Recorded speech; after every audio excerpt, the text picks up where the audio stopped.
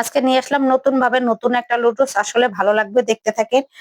এইখানে আমি সব সবজি নিয়ে নিছি। এখানে ফুলকপি, তারপর আলু, গাজর, টমেটো, কাঁচামরিচ, পেঁয়াজ, ধইনা পাতা, আর ওই আরো দুইটা মানে ডিম রাখছি, ডিম আনতে দিছি, এই জন্য দেখাইলাম না। তাই এখানে 2 মগ পানি দিলাম, যেহেতু 4টা লুডুস সেক্ষেত্রে 2 মগ পানি দিলাম আর লবণ দিয়ে দিলাম।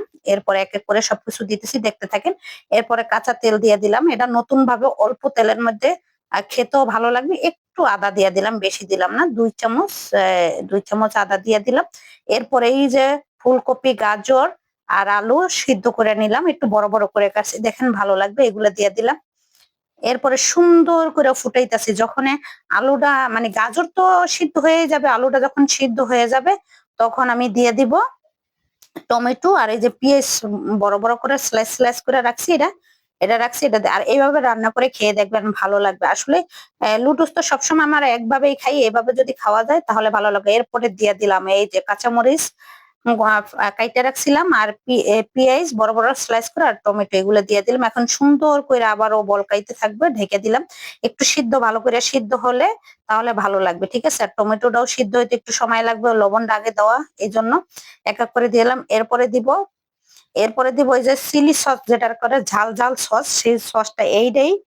এই যে এটা দেওয়ার পরে কালারটা কি সুন্দর আসছে, দেখেন অসাধারণ একটা কালার আছে। আপনি যদি ঝাল বেশি খেতে চান তাহলে এটা দিতে পারেন, আর যদি ঝাল না খান তাহলে এমনি নর্মালি যে সস গুলো আছে, এই টমেটো সস এটাই দিতে পারেন, ঠিক আছে।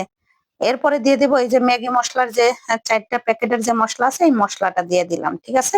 এখন আবার একটু লাড়াচাড়া দিব, আবার একটু সুন্দর করে। এই মশলাটা দেওয়ার কারণ হলো, যেহেতু এগুলা দেওয়া হয়েছে সিদ্ধর মধ্যে, যত জাল হইবে তো তার সেটা মানে এই আলু সবকিছুর মধ্যে ঢুকবে, এই জন্য। এরপরে 2টা ডিম দিয়ে দেবো, ডিমটা লাড়াচাড়া না দিলে আবার তো একখানে শক্ত হয়ে যাবে, জমাট হয়ে যাবে, এই জন্য লাড়া দিলাম।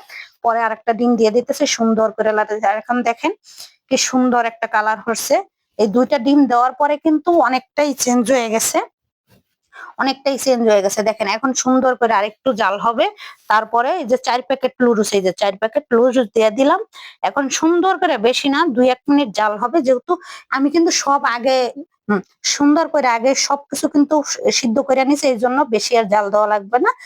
এই জন্য 2-1 মিনিট জাল দিয়ে যতক্ষণ মানে লুডুসটা সিদ্ধ হইতে যতটুকু সময় লাগে ততটুকু সময় রাখলেই হবে।